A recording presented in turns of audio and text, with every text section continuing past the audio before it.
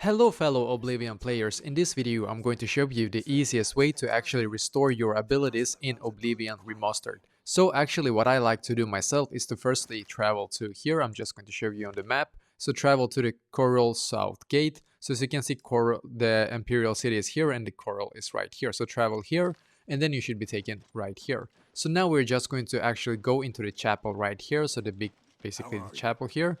So we're just going to run to it, and I'm going to show you exactly what you need to do in there in just a second. So we are quite close now. So I'm just going to enter this building right here.